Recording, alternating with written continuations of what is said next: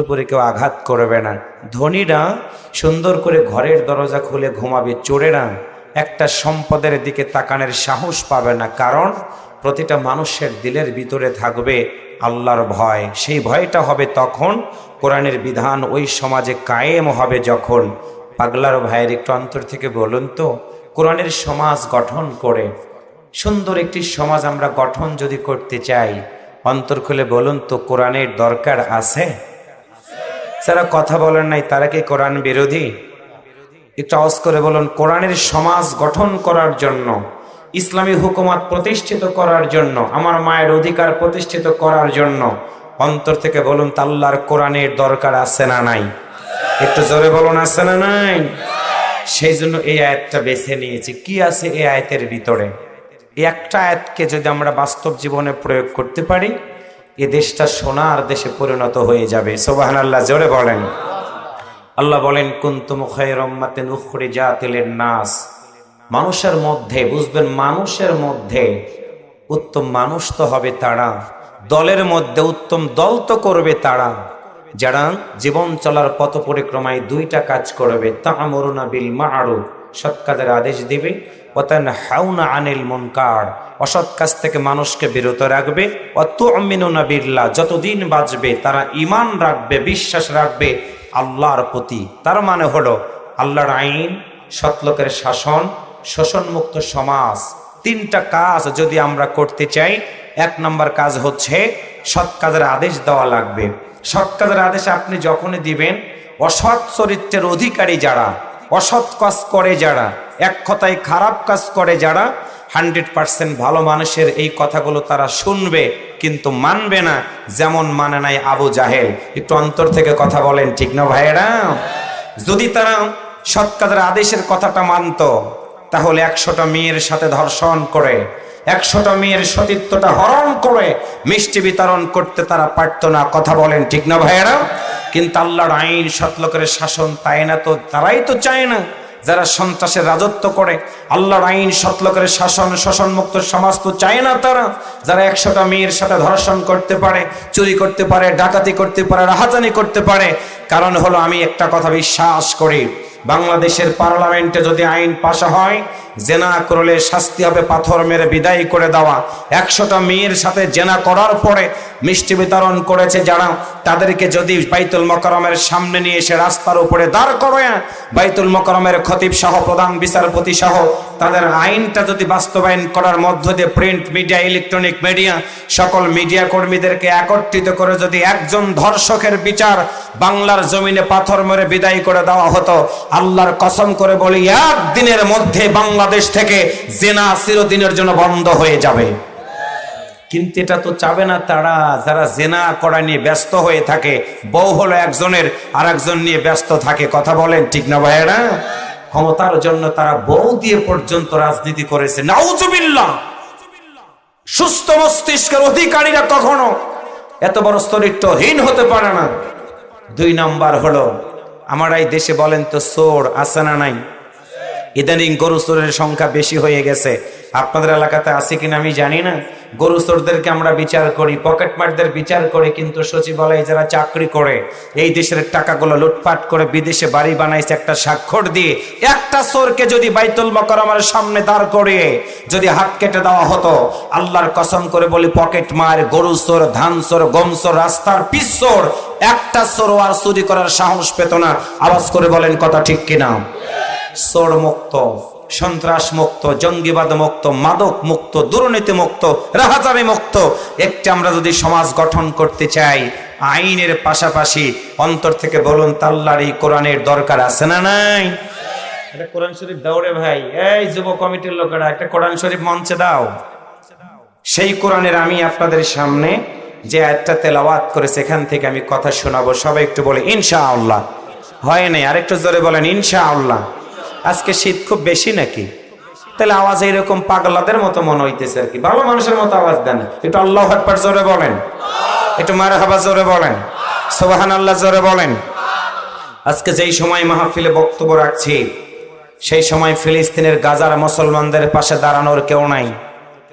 লেবাননের মুসলমানদের মাথার উপরে কোনো কিছু নাই। সিরিয়ার মুসলমানদেরকে আক্রমণ করার জন্য চেষ্টা করছে। আবার আল্লাহর ঘর মসজিদের উদ্যোগে মাহফিল ভারতে আমরা যাদেরকে বিগত দিনে প্রেম করতে করতে সব দিলাম, শাড়ি দিলাম, রুমাল দিলাম, গহনা দিলাম, এমনকি নিজে পর্যন্ত সেখানে গিয়ে সব করার পরেও আজকে আল্লাহর ঘরগুলো সেইখানে ভাঙ্গার ষড়যন্ত্র হচ্ছে। গত 3 দিন আগে দেখলাম বাবরি মসজিদের পাশে একটি মসজিদ 200 বছর বয়স, সেই মসজিদটাকে বুলডোজার দিয়ে যখন গুড়িয়ে দিচ্ছে, মুসলমানরা চিৎকার করে করে কাঁদতেছে। এই আওয়াজ গোটা পৃথিবীর মানুষের কানের ভিতরে পৌঁছে না। কারণ হলো গোটা পৃথিবীর 1 নম্বর সন্ত্রাসী দেশ হলো আমেরিকা। তাদের নেতৃত্বের মধ্য দিয়ে ইসরায়েলের হানাদার বাহিনীরা ফিলিস্তিনিদেরকে মারে, আর ইসরায়েলের অন্যতম দোসর হচ্ছে ভারত। সেই ভারতের মসজিদ যখন ভাঙছে, এমন সময় এই ময়দানে বসে মসজিদের পক্ষে আমরা কথা শোনাতে চাই। মনে রাখবেন একটি কথা, আপনি যে দল করেন না কেন, যা করেছেন তুবু ইলাল্লাহ, তওবা করেন, ফিরে আসেন। কারণ হলো এই মসজিদের বারান্দার পালকিতে একদিন আপনাকে উঠতেই হবে। ধর্মনিরপেক্ষতার মতবাদ দিয়ে, কমিউনিজমের মতবাদ দিয়ে আপনার যদি মৃত্যু হয়, ফামিন জুসা জাহান্নাম, জাহান্নামের অধিবাসী আপনাকে হতে হবে। সেদিনের হাত থেকে আমরা যদি বাঁচতে চাই, সকল প্রকার মানবরচিত আইনগুলোকে পদদলিত করে আল্লাহর এই জমিনে কোরআনের সমাজ ব্যবস্থা আমাদের কায়েম করা লাগবে। আর কোরআনের সমাজ আমরা যখনই কায়েম করার চেষ্টা করব, তথাকথিত মানবতার অপরাধ তুলে মুসলমানদেরকে ধরবে, মারবে, গ্রেফতার করবে, এমনকি মুসলমানদেরকে ফাঁসির কাস্টে ঝুলাইয়া আল্লাহর আইন সৎলোকের শাসন যেন কায়েম না হয়, সেই ষড়যন্ত্র করবে তারা। সুতরাং আমাদের কাজকের এই মাহফিল থেকে একটাই শপথ, একটাই আওয়াজ, যতদিন আমার আল্লাহ তাআলা আমাদেরকে বাঁচায় রাখবে, আল্লাহর আইন সৎলোকের শাসন শোষণ মুক্ত সমাজ গঠন করার জন্য আমরা ময়দানে ভূমিকা রাখবো। সেই ভূমিকা রাখতে গিয়ে আমাদের জেল হয় হবে, জুলুম হয় হবে, অত্যাচার হয় হবে, নির্যাতন হয় হবে, এমনকি যদি ফাঁসির মঞ্চেও যেতে হয় মুসলমানেরা ফাঁসির মঞ্চে যাবে। কিন্তু আল্লাহ ছাড়া কারো কাছে মাথা নত করবে না, করবে না, করবে না। কারা কারা আল্লাহর কোরআনের পক্ষে আছেন, দুহাত তুলে আমার আল্লাহকে দেখা দেন।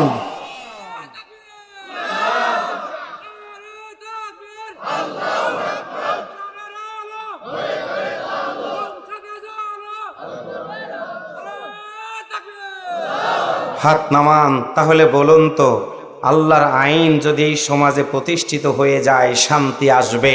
শান্তির জন্য পৃথিবীতে যতদিন বাঁচবো আল্লাহর কোরআনের পক্ষে আমাদের থাকা দরকার, আছে না নাই? অন্তর থেকে বলুন, আছে না নাই? এই জন্য আজকে আমি আপনাদেরকে একটি আলোচনা শুনিয়ে দিব। বিবেকের তালাটা খুলবেন, ভেদাভেদ ভুলে যাবেন। কোরআনের সমাজ গঠন করার জন্য এখন থেকেই ময়দানে ভূমিকা রাখার 1 নম্বর কাজ হচ্ছে সৎ কাজের আদেশ দেওয়া। আমরা দিতে রাজি আছি তো ইনশাআল্লাহ? আসুন সেখান থেকে তেলাওয়াত করছি, তেলাওয়াত শেষ করব। একটু আল্লাহু আকবার একটু মুসলমানের মতো বলেন। আজকে মুসলমানদের তো আওয়াজ নাই, কারণ মুসলমানরা তো অনেক বিপদের মধ্যে পড়ে আছে। চিন্তা করে দেখবো, শুনবো, কিছু বলবো না, বিপদের মধ্যে আমরা পড়বো না। তারা হলো মুনাফিক। আপনি কি করে নীরব থাকেন? আপনার সামনে মসজিদ ভাঙ্গে আপনি চুপ থাকেন, আপনার সামনে আল্লাহর আইনের বিরোধিতা করে আপনি চুপ থাকেন, এটা পারবেন না। আপনি তো মুসলমান, 100% আপনাকে পক্ষ নিতেই হবে। মুসলমান কোনোদিন নিরপেক্ষ থাকতে পারে না, মুসলমানেরা পক্ষে থাকবে। একসাথে বলেন কার? আরেকটু জোরে বলেন কার? মুনাফিকরা পক্ষ নেবে হচ্ছে শয়তানের। আমরা তো মুনাফিক না, আমরা মুসলমান। মুসলমানরা আত্মসমর্পণ করি আল্লাহর কাছে। সুতরাং আল্লাহর আইন এই সমাজে কায়েমের জন্য আমাদের কথা বলতেই হবে, আপনাদেরকে ভূমিকা রাখতেই হবে। আমরা রাজি আছি তো ইনশাআল্লাহ? আসুন তেলাওয়াত করি। তেলাওয়াত শেষ করলে একটু আল্লাহু আকবার বলবেন। আল্লাহু আকবার বললে খুশি হয় কে? একসাথে বলেন কে? ওই আল্লাহ কি আছে না ইন্ডিয়া গিয়ে বৈশা রয়েছে? একজন বৈশা রয়েছে। আল্লাহ আছে সব জায়গায়। একটু আল্লাহু আকবার জোরে বলেন। করুন সবাই আমার সাথে। আউযু বিল্লাহি মিনাশ শাইতানির রাজীম। বিসমিল্লাহির রাহমানির রাহিম। কুনতুম খায়রা উম্মাতিন উখরিজাত লিন-নাস তা'মুরুনা বিল মা'রুফি ওয়া তানহাউনা 'আনিল মুনকার وتؤمنون بالله।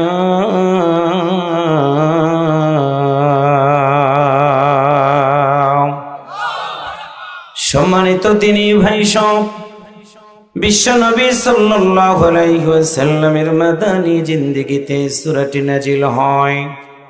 মুসলমান আমরা বুঝবো হৃদয় দিয়ে আল্লাহর কোরআন কেন নাজিল হলো আল্লাহর কোরআন নবীর উপরে। আমার প্রিয় ভাইরা, এক নাম্বার কথা হলো বিশ্বনবী আসার আগে ওই সমাজের মানুষগুলোকে বলা হতো আইয়ামে জাহেলিয়াতের যুগ, অন্ধকারের যুগ, খারাপ কাজের যুগ। সেটা হলো দুইটা কাজ মানুষগুলো করতো তারা। এক নাম্বার হলো কোনো মা গর্ভবতী হওয়ার পর সন্তান যখন প্রসব করত, আরবের নেতারা সেইখানে গিয়ে দেখতো ছেলে হয়েছে না মেয়ে হয়েছে। আমার প্রিয় ভাইয়ের আওয়াজ করে বলুন তো, ছেলে এবং মেয়ে দেওয়ার মালিককে? 10টা মাস মায়ের পিঠের ভিতরে সন্তান থাকার পর কন্যা সন্তান জন্মগ্রহণ করলে যদি হতো মেয়ে, নেতারা সন্তানটাকে কেড়ে নিয়ে মেরে ফেলে দিত মায়ের কাছ থেকে। গর্ভধারিণী মা দুইটা চোখ ভিজিয়ে ভিজিয়ে মালিকের দরবারে কেঁদে কেঁদে বুকটা ভাসাইতো। কারণ হলো মায়ের মাতৃত্বের স্বাদ গ্রহণ হয় তখন। প্রতিটা সন্তান যখন কলেজের টুকরা মাকে মা বলে ডাক দেয়, যখন একটা বাবার জীবন খুশি হয় সুখী হয় তখন। সন্তান যখন আব্বা বলে ডাক দেয় যখন, এমন সময় মানুষগুলো হত্যা করা শুরু করে দিল। আমার আল্লাহ সুন্দর করে বলে দিয়েছেন, ওয়াইদ ক্বালা রাব্বুকা লিল মালাইকাতি ইন্নী জাইলুন ফিল আরদি খলিফা। একটু আল্লাহু আকবার বলেন। আল্লাহ বলেছেন, শুনে রাখো, পৃথিবীতে আমি আল্লাহ মানুষ পাঠাবো, প্রতিনিধি পাঠাবো। প্রতিনিধি মানে হলো আমার প্রিয় ভাইয়েরা, মানুষ যখন আসবে রে, ছেলে মানুষের পেটের ভিতর থেকে কিন্তু সন্তান হয় না, মেয়ে মানুষের পেটের ভিতর থেকে সন্তান হয়। সন্তানগুলোকে হত্যা করতো তারা, এইটা ছিল তাদের 1 নম্বর অপরাধ। 2 নম্বর হলো ক্ষমতার মসনদে তারা একবার উঠেছে আর নামতে চায় না। জোর করে মানুষের অধিকারগুলো হরণ করতো তারা, অন্যায় করতো নিজেরা বুঝতো না, ডাকাতি করতো বুঝতো না, সম্পদ হলো অন্যজনের, জোর করে নিয়ে এসে রাখতো তারা। চোখ দিয়ে তাকাই দেখেন, কান দিয়ে শুনে দেখেন, অন্তর দিয়ে মিলাই দেখেন। 1500 বছর আগে যা করেছে আবু জাহেলের দলের লোকেরা, দীর্ঘদিন গোটা পৃথিবীর মানুষ দেখেছে রে। কোরআন বিরোধী লোকেরাও একই কাজ করেছে। একটু কথা বলেন ঠিক কিনা? তার মানে ওই সময় ছিল আইয়ামে জাহেলিয়াতের যুগ, আর বিগত দিনের সময় ছিল আইয়ামে জাহেলিয়াতের ডিজিটাল যুগ। কথা বলেন ঠিক না ভাইরা? অন্যায় করতো তারা, রাহাজানি করতো তারা। এমন সময় যখন হয়ে গেল, আমার আল্লাহ কুদরতি পার্লামেন্টে সিদ্ধান্ত নিয়ে দরদের নবী রহমাতাল লিল আলামিন দুজাহানের মহাজনকে আমার আল্লাহ পৃথিবীর বুকে পাঠানোর সিদ্ধান্ত নিয়ে 570 খ্রিস্টাব্দে আমিনার গর্ভের মাধ্যম দিয়া আমার আল্লাহ বিশ্ব নবীকে পৃথিবীর বুকে পাঠাই দিলেন। একটু মারহাবা বলেন। জবান খুলে বলুন তো, আল্লাহর নবী পৃথিবীতে আসার পরে পৃথিবীর মানুষগুলো শুধু নবীর কথা শোনে নাই। আমার ভাইরা, মক্কা নগরী থেকে সিরিয়া পর্যন্ত একটি সুন্দর আলোর রেখা তারা দেখতে পেয়েছিল। একটু মারহাবা জোরে বলেন। আল্লাহর নবী আগমন করলেন। আমার প্রিয় ভাইরা, শিশুকাল থেকে শৈশবকালে পদার্পণ করলেন, যৌবনকালে পা দিল প্রিয় নবী আমার প্রিয় ভাইয়েরা। সামাজিক সংগঠন হেল্পফুল ফজল গঠন করলেন। আজকের এই যুবকদের মতো একটা সংগঠন আল্লাহর বান্দারা বিশ্ব নবী ডাক দিলেন মানুষগুলোকে আলোর দিকে আসো, সুদ খাবা না, ঘুষ খাবা না, জেনা করবা না, রাহাজানি করবা না, ডাকাতি করবা না, অন্যায় করবা না। নবী দাওয়াত দিলেন, তখনও কোরআন নাজিল হয় নাই। সুন্দর করে ডাক দিয়েছেন, কিছু মানুষ শুনেছে, কিছু মানুষ মেনেছে। আল্লাহর নবীর বয়স হয়ে গেল 25 বছর। খাদিজা রাদিয়াল্লাহু তাআলা আনহার সাথে বিবাহ বন্ধনে আবদ্ধ হওয়ার পর মনের ভিতরে একটা ক্ষুধা ছিল তার, এই সমাজের মানুষগুলোকে আমি কেমন করে সত্যের দিকে আনতে পারবো, চিন্তাই ছিলেন ব্যাকুল। বয়স হয়ে গেল 40 বছর। হেরা পর্বতের গুহায় গিয়ে আল্লাহর দরবারে কাঁদে। আল্লাহ বলেন, বন্ধুরে তুমি কাঁদবা না, কাঁদবা না, আমি আল্লাহ আদর করে আমার বান্দা বান্দিদেরকে বানাইছি, চিন্তা তুমি করবা না।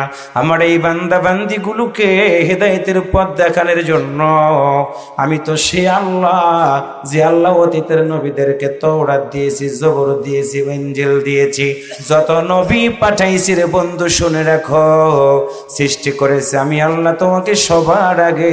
আমি পাঠাইলাম সকল নবীর শেষে তোমাকে। খুশির বিষয় হলো সকল নবীর কথা তোমার গ্রন্থের ভিতরে আমি আল্লাহ জানাইয়া দিব। আমার প্রিয় ভাইরা, আল্লাহর নবী হেরা পর্বতের গুহায় আছেন। তখন জিবরাইল আমিন এসে আল্লাহর নবীর উপরে আয়াত নাজিল করে দিলেন, এই করো বিসমি রব্বিকাল্লাযী খলাক। ও নবী আপনি উঠুন, পড়ুন। আল্লাহ রসুল বললেন, আমি তো পড়তে জানি না। জিবরাইল চাপ দিলেন, লম্বা কথা। আল্লাহর নবীর উপরে আয়াত নাজিল হওয়া শুরু হয়ে গেল। 40 বছর পর্যন্ত আমার প্রিয় ভাইয়েরা নবীর উপরে কোরআন ছিল না, দলিল দিতে পারে নাই, প্রমাণ দিতে পারে নাই, কিন্তু বিবেক দিয়ে মানুষগুলোকে সত্যের দিকে আহ্বান করেছেন। আল্লাহর নবী পেয়ে গেল 40 বছরে কোরআন। হেরা পর্বত থেকে বের হয়ে গিয়ে মানুষগুলোকে ডাক দিয়ে একটা কথা তিনি বলেছিলেন, বলো আরবের লোকেরা, আব্দুল্লাহর বেটা মুহাম্মদকে তোমরা কেমনে জানো, কি জানো? এক বাক্যে আবু জাহেল সহ সবাই বলেছিল, আব্দুল্লাহর বেটা আমি তোমারে জানাইয়া দিয়ে দিলাম, যতদিন তুমি পৃথিবীতে এসেছো 40 বছর পর্যন্ত দেখেছি তুমি আমাদের কাছে আলা আমিন, আলা আমিন, আলা আমিন। একটু মারহাবা জোরে বলেন। আল্লাহ রাসূল বললেন, বলো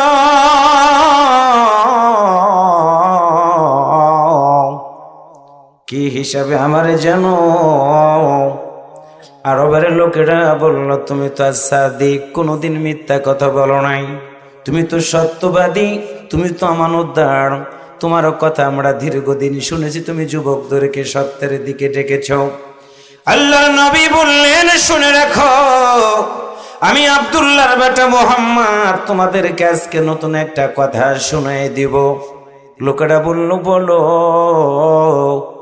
আল্লাহর নবী তাদেরকে জানাই দিলেন, শুনে রাখো, আল্লাহর পক্ষ থেকে আমার উপরে কোরআন নাজিল হয়ে গেছে, তোমরা কি আল্লাহর কোরআনের কথাটা কি শুনবা না? আবু জাহেলের দলের লোকেরা বলল, তোমার কোরআনটা কেমন, তুমি কি আমাদের জানাইবে না?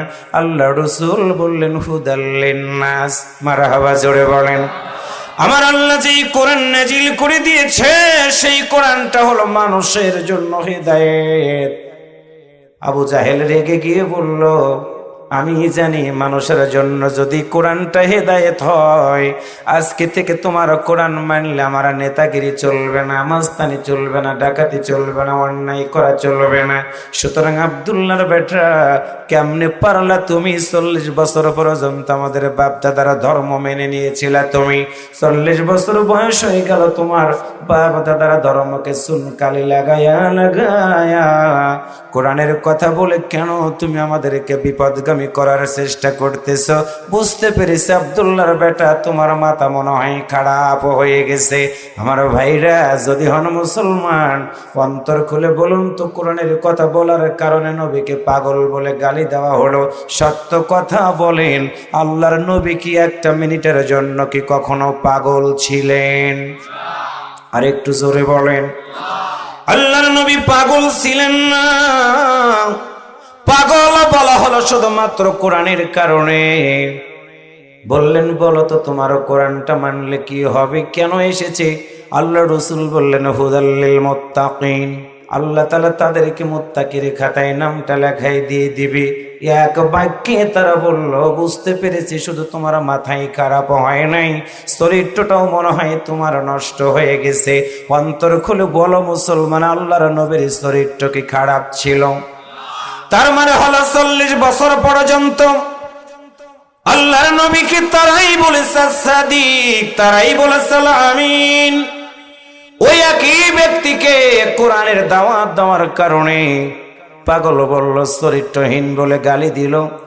আল্লাহ বললেন, বন্ধুরে তুমি চিন্তা করবে না, আমি আল্লাহ তোমাকে সুসংবাদ দিয়ে দিলাম, ইন্নাকা লাআলা খুলুকিন আযীম ওয়া মা সাহিবুকুম বিমাজনুন। বন্ধুরে তুমি পাগল না, তোমার চরিত্রও খারাপ না, উত্তম চরিত্র দিয়ে আমি তোমাকে মানুষের কাছে প্রেরণ করেছি, তুমি মন খারাপ করবে না।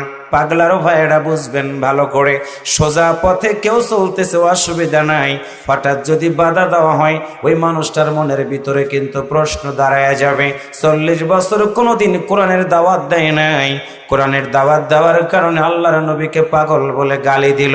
আজকেও কোরআনের কথা যারা মানুষকে বলে, কোরআনের পথে যারা মানুষকে ডাক দেয়, তাকায় দেখেন তো আবু জাহেল নাম নাই, কিন্তু তাদের উত্তরসূরিরা কোরআনের মালা মানুষগুলোকে পাগল বলে শুধু গালি দেয় না, চরিত্রহীন বলে মামলা দিয়ে তাদেরকে জেলখানার ভিতরে পাঠায়। তার মানে হলো নাম ছিল আবু জাহেল, কষ্ট দিয়েছে নবীরে, এখন নাম নাই, নাম নাই আবু জাহেল। আল উলামা ওয়ারাসাতুল আম্বিয়া, নাম নাই আবু জাহেল, কিন্তু নবী নাই, নবীর ওয়ারিসদেরকেও কষ্ট দেয় তারা।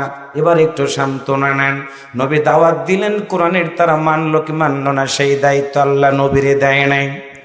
আল্লাহ বলেন, বন্ধুরে তুমি পৌঁছে দিয়ে দাও কোরআনের দাওয়াত, মানবে কি মানবে না সেইটা তোমার দায়িত্ব না, আমি আল্লাহ তোমারে দারোগা করে পাঠাই নাই রে বন্ধু। আমার আল্লাহ দাওয়াত দিয়ে দিন, আমার আল্লাহর পক্ষ থেকে নবীর মাধ্যম দিয়ে দাওয়াত দেওয়া হলো, ওয়ামান আহসানু কাওলাম মিম্মান দাআ ইলাল্লাহি ওয়া আমিলা সালিহান ওয়া ক্বালা ইন্নানি মিনাল মুসলিমিন। উদউ ইলা সাবিলি রাব্বিকা বিল হিকমাতি ওয়াল মাউইজাতিল হাসানা। একটু আল্লাহু আকবার বলেন। আল্লাহ বলেন, বন্ধুরে মানুষগুলোকে জানায় দাও, বলে দাও ওই ব্যক্তির কথার চেয়ে কারো কথা সুন্দর হবে, ভালো হবে, যেই ব্যক্তি মানুষদেরকে আল্লাহর পথে আহ্বান করে। তার মানে আল্লাহর আইন চাওয়া, সৎ লোকের শাসন চাওয়া, এইটা হলো আল্লাহর আদেশ পালন করা। আল্লাহর পথে মানুষগুলোকে ডাকা হলো নবিয়ানা কাজ, নবিয়ানা কাজ।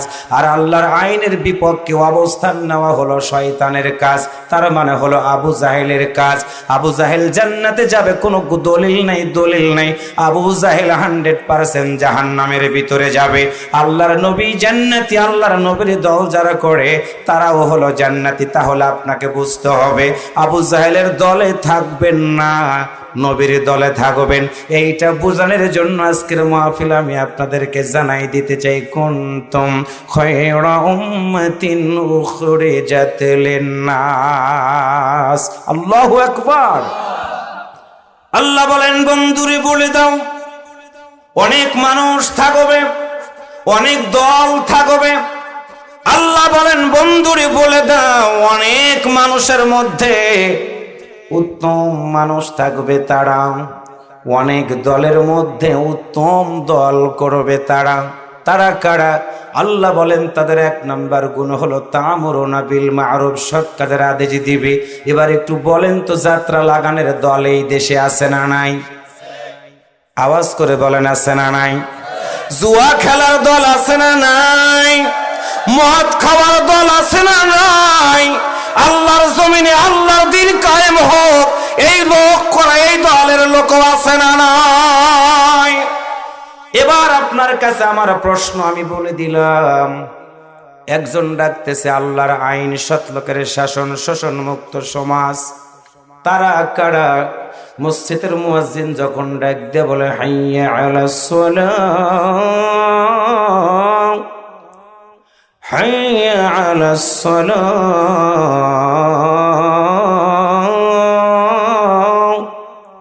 মুয়াজ্জিন যখনই বলে হাইয়া আলাস সালাহ, আসো নামাজের দিকে, তাকায় দেখবেন আল্লাহর আইন যারা চায় তারা কিন্তু আর বাইরে থাকে না, মসজিদের ভিতরে ঢোকে। তার মানে মসজিদের ভিতরে যারা ঢোকে তারা হলো উত্তম মানুষ। একটু কি মারহাবা কইতে ইচ্ছা করে না? আমার প্রিয় দিনী ভাই সব, সেই কথা আমার আল্লাহ এখানে বলেন, বন্ধুরে তুমি জানায় দাও উত্তম দল করবে তারা। এক নম্বর কাজ হলো সৎ কাজের আদেশ দিবে তারা। আল্লাহর বান্দারা, আমি আপনাদেরকে জানাই দিলাম বিশ্ব নবীর 40 বছর পর্যন্ত একটাও শত্রু ছিল না। শত্রুতা তৈরি হলো তখন কোরআনের পক্ষে আল্লাহ রসুল মানুষগুলোকে দাওয়াত দিলেন যখন। আপনি নিরপেক্ষ থাকবেন, আপনাকে কেউ শত্রু ভাববে না। আল্লাহর নবী যেই কোরআনের দাওয়াত দিয়েছে, পাগলা দক্ষিণ পাড়া বলেন তো একই কোরআন আমাদের সবার বাড়িতে কি আছে না নাই? আরো জোরে বলেন আছে না নাই? একই কোরআনের দাওয়াত দেওয়ার কারণে আল্লাহর নবীর গলায় গামছা লাগানো হলো। আল্লাহর নবীর গলায় গামছা লাগায় দিয়াম বাইতুল্লাহর সামনে আবু জাহেলের দলের লোকেরা অট্ট হাসিতে হাসে, কোরআনের মানুষগুলোকে মারে অট্ট হাসিতে হাসে। আল্লাহ রাসূল আজকে নায়াল উলামা ওয়ারাসাতুল আম্বিয়া, নবীর ওয়ারিসগণকে মারার পরে একই কায়দাতে দেখবেন কোরআন বিরোধী লোকেরা মিষ্টি বিতরণ করে। ফতোয়া দেওয়ার দরকার নেই, জানার দরকার নাই, অটোমেটিকলি বোঝা যায় আল্লাহর নবী কোরআনের দাওয়াত দেওয়ার কারণে গলায় গামছা লাগালো নবীর।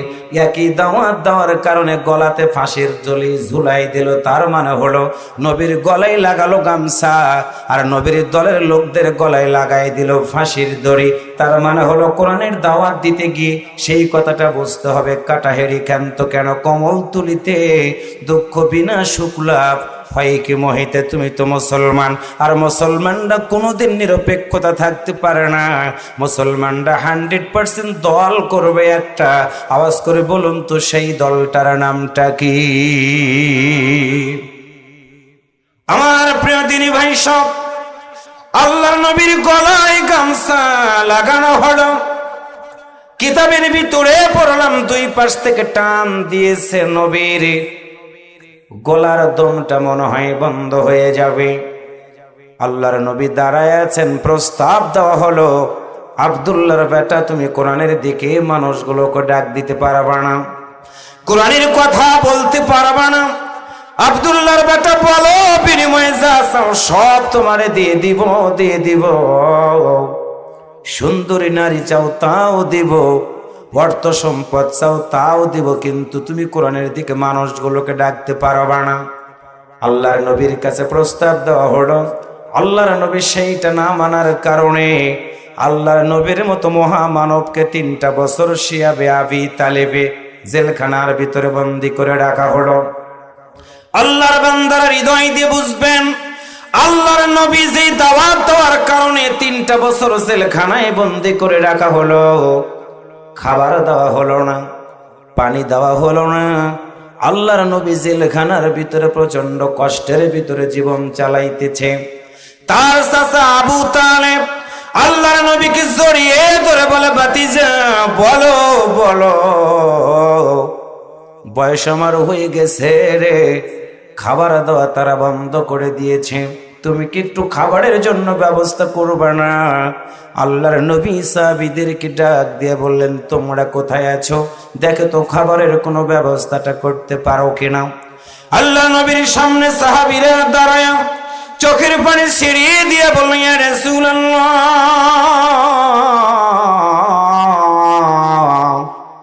হুজুর কোরআনের দাওয়াত দেওয়ার কারণে তারা খাবার বন্ধ করে দিয়েছে, খাবার দেয় না।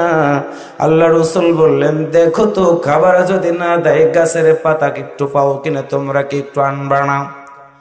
পাগলা দক্ষিণ পাড়ার মুসলমানেরা, যদি আপনি মুসলমান হন বুঝবেন ভালো করে, আল্লাহর নবীর জেলখানার ভিতরে বন্দী করে খাবার দেয় না। 13টা বছর ওই একই কোরআনের দাওয়াত দেওয়ার কারণে কোরআনের পাখি আল্লামা সাঈদী রহিমাহুল্লাহকে জেলখানার ভিতরে বন্দী করে রাখা হলো। নবীকে প্রস্তাব দেওয়া হলো কোরআনের দাওয়াত দিবা না, সুন্দরী নারী চাও দিব, যা চাও দিব। ঠিক একই দলের লোকেরা আল্লাহর নবীর আমার প্রিয় ভাইয়েরা দাওয়াতে কাজ যারা করে তাদেরকেও প্রস্তাব দেওয়া হলো কোরআনের দাওয়াত দিতে পারবা না, আল্লাহর আইনের পক্ষে মানুষগুলোকে ডাকতে পারবা না, বিনিময়ে যা চাও সব দিয়ে দেওয়া হবে। তাদের কথা না মানার কারণে 50টা বছর যে মানুষটা কোরআনের দাওয়াত দিলেন দেশের বিভিন্ন অঞ্চলে, গোটা পৃথিবীর আমার প্রিয় ভাইরা বিভিন্ন দেশে, সেই মানুষটাকে একটা বার মারতেও জালিমদের কিন্তু অন্তরটা কাঁপে নাই। একটু আওয়াজ করে বলেন কথা ঠিক কিনা আমার প্রিয় ভাইরা? এই জন্য আমি আপনাদের কাছে জানাই দিতে চাই, জীবন একদিন থাকবে না, থাকবে না। আপনাকে বুঝতে হবে একটা কথা, আমার আল্লাহ ডাক দিয়ে বলেছেন, বান্দারে ইন্না বাতশা রাব্বিকা লাশাদীদ, মনে রাখবো আমার পাকড়াও বড় শক্ত হবে, সেদিন আমার পাকড়াও থেকে তোমরা কেউ বাঁচতে পারবে না। ইকরা কিতাবাকা কাফা বিনাফসিকা আল-ইয়াওমা আলাইকা হাসিবা, বান্দারে শুনে রাখো, আমি আল্লাহ তোমার আমলনামাটা দেখে থেকে সেদিন বিচার করব। দুনিয়ার বিচারকরা বিচার করে ক্ষমতার জন্য, দুনিয়ার বিচারকরা বিচার করে চেয়ারের জন্য, দুনিয়ার বিচারকেরা বিচার করে অর্থের জন্য। আমার আল্লাহ যেদিন বিচার করবে আমার আমলনামা দেখে, আমার হাতকে বলবে তুমি সাক্ষ্য দাও কি আছে, পাকে বলবে সাক্ষ্য দাও, আঙ্গুলকে বলবে তুমি সাক্ষ্য দাও। আল্লাহর বান্দারা যেই আঙ্গুলটা দিয়ে আল্লাহর দিকে হাত উঠায়া আমরা যদি বলি আশহাদু আল্লা ইলাহা ইল্লাল্লাহ, এই সাক্ষ্য যদি আমরা দিতে পারি রে ভাই, আমার এই হাতের সাক্ষ্যের কারণে আমার আল্লাহ আমাদেরকে জান্নাত দিয়ে দিবে। একসাথে বলুন তো, সেই জান্নাতে যদি যেতে চাই, যতদিন বাঁচবো আল্লাহর কোরআনের পক্ষে কি আমাদের থাকা দরকার আছে না নাই? আমার প্রিয় দিনী ভাই সব, আল্লাহর নবী মদিনার রাষ্ট্রপ্রধান হওয়ার পরে একটা সংবাদ দিয়ে দিলেন, তোমরা শুনে রাখো, অন্ধকার আর থাকবে না, আলো বাস্তবায়ন করব। আমার ওই বান্দা বান্দিদের কাছে গিয়ে শুনাইয়া দাও, আজকে তাদের কবরের ভিতরটা মাটি আর মাটি থাকবে না। আমি আল্লাহ তাদের জন্য সুসংবাদ দিয়ে দিলাম, উত্তম দল করার কারণে, সৎ কাজের আদেশ দেওয়ার কারণে, অসৎ কাজ থেকে মানুষগুলোকে বিরত রাখার কারণে আমি আল্লাহ তাদের জন্য সুসংবাদ দিয়ে দিলাম, ইয়াগফির লাকুম যুনুবাকুম, তাদের ক্ষমা করে দেব তাদের গুনাহ সমূহ। একটু আল্লাহু আকবার জোরে বলেন। শুধু গুনাহ সমূহ মাফ করে দিব না, ওয়াইদুখিলকুম জান্নাত, আল্লাহ বলবেন ফেরেশতারা রে তাদের সুসংবাদ দিয়ে দাও, দিয়ে দাও, আমি আল্লাহ তাদের কবরটার মাটিতে রাখবো না রে, রাখবো না, তাদের কবরটা জান্নাত পর্যন্ত প্রশস্ততা করার জন্য আমি আল্লাহ আদেশ করে দিয়ে দিলাম। আল্লাহর আদেশ সেদিন পরিবর্তন হবে না, পরিবর্তন হবে না। ওই কবরটাকে আমার আল্লাহ জান্নাতের আবহাওয়াটা পৌঁছায় দিয়ে দেবে। আমার প্রিয় ভাইয়েরা, সে আল্লাহর আইন, সৎ লোকের শাসন, শোষণ মুক্ত সমাজ পরিচালনা করেছেন আল্লাহর নবী। মসজিদের নববীর ভিতরে থেকে, মসজিদের ভিতর থেকে যতদিন পর্যন্ত কোরআনের বিধান এই সমাজের বুকে বলার মতো সাহস ইমাম খতিবরা না পাবে রে ভাই, ততদিন পর্যন্ত শান্তি ফিরে আসবে না। যার জন্য আমি আপনাদের কাছে 10টা মিনিট একটু কষ্ট